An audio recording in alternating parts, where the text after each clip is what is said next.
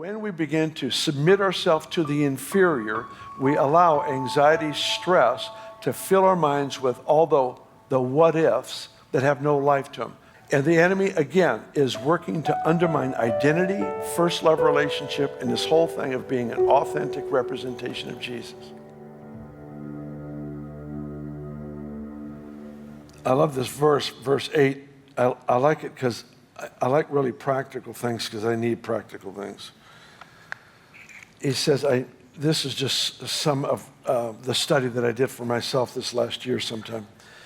But he said, look at verse 8 again. Finally, brethren, whatever things are true, things that are true are absolute and they're liberating. Remember, truth sets you free. So think about that which is absolute and liberating.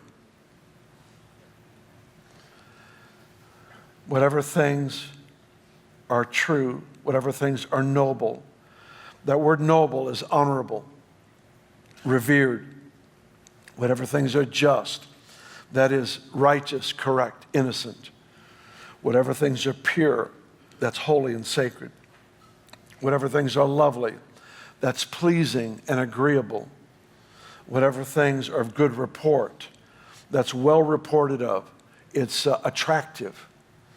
Whatever things are, if there's any virtue. This word virtue is moral goodness, but it's also excellence. And if there's anything praiseworthy.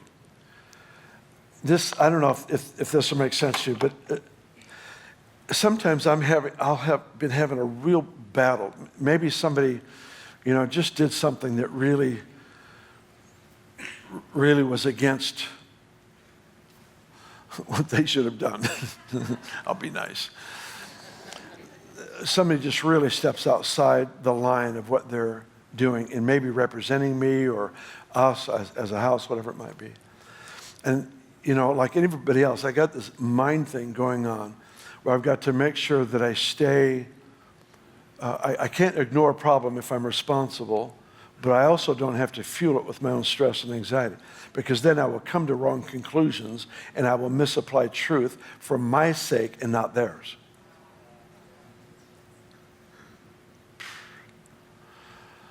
That was more true than you realize. And the scripture says I'm supposed to fill my mind with certain things.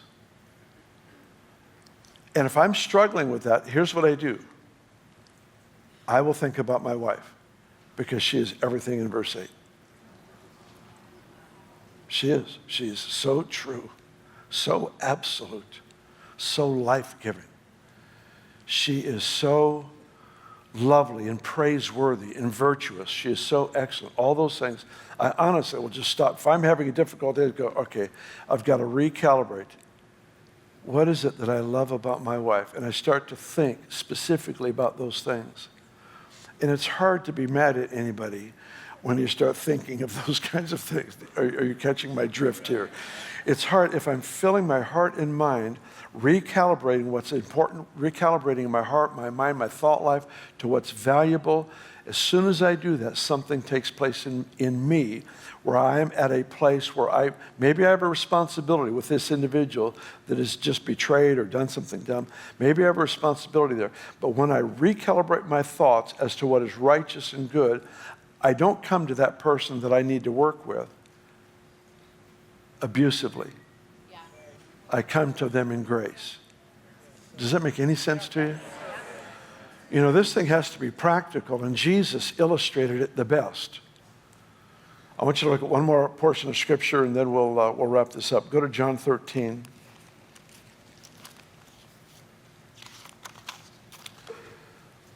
John 13, this is something we studied here, I think a couple years ago now, but it's a very, very meaningful passage to me.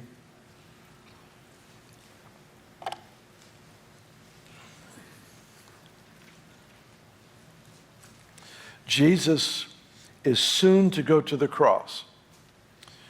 I've already described a little bit just the suffering that he was to go through, the abandonment by all of his disciples, the betrayal by Judas himself, all of this that he knew about, that he was just stepping into in this moment. it tells us what he was thinking in that moment, which is this is what floors me. He was doing what we were instructed to do in Philippians 4. So this is what he is conscious of in verse 3. Jesus, knowing that the Father had given all things into his hands, and that he had come from God and was going to God, rose from supper, laid aside his garments, took a towel, girded himself. The next couple verses, he washes the disciples' feet. There's three things that are very specific for any person in this room. Let me announce to you why I'm talking about this today. I felt this morning in praying that God was actually going to end a mental battle for a number of people, and it will end in here today. I really sensed that this morning. I felt like I had a word of promise from the Lord regarding this. If you've been here any length of time, you know I don't throw that kind of a statement out very often, but I felt this morning that the Lord was going to bring peace to a chaotic, anxious thing for a number of folks. And I've not seen a season like this. In fact, there's been a number of suicides across our nation of high-profile people, even in ministry. And it's just one of the most horrible things. Bitterness is immature murder. Self-condemnation and self-hatred is immature suicide. In other words, it's just undeveloped. And it's the reason we have to stay so far away from those kinds of patterns of thought. It's not that I'm going to go kill myself. It's just that it is already killing me. Life and death is in the power of the tongue. Even people who don't murder still speak unkindly and release death into a given situation. So in this passage, it tells us this Jesus knowing. So that tells me what Jesus was conscious of as he was about to head into this betrayal, cross situation. What does it say? It says, Jesus knowing all things had been given to him by the Father. There's an interesting twist. You're about to lose your life, and what you're thinking about is that everything is yours.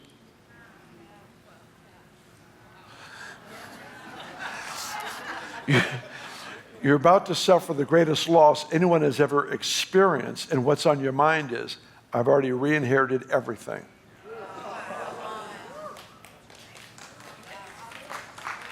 This is practical. He says, Jesus knowing all things had been given to him by the Father. Just a little insert here. Jesus as God already owned everything. But he laid that down, if you will, to become a man, and he now re-inherits everything as a man. It's mentioned in John 16. So here it's identified. He says, Jesus knowing all things had been given to him by the Father, number one. And number two, he came from the Father and he was about to go home. In other words, he was going to step into eternal purpose and eternal destiny. So what was he thinking about when he was about to be betrayed? That. Unlimited resource and a destiny that can't be challenged or changed. That's about as practical as it gets. Facing betrayal, crucifixion, all this stuff, is thinking about,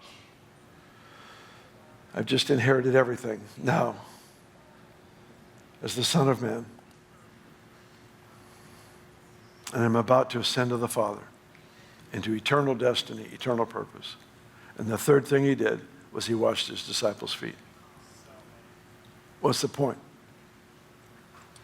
Come back next week and I'll tell you.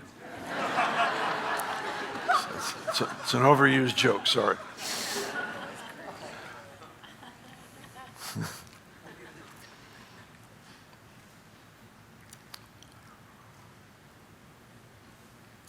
To me, the serving is what, this will be a weird illustration. Jesus mindful, everything was his. He was going to the Father. Two-part epoxy. It was the serving that brought him together. It was what makes practical his own confidence in his own destiny, is the fact that he lost nothing by going low. Many people can't go low because their identity is wrapped up in a title or a position. When Jesus illustrates going low is actually revealed his security.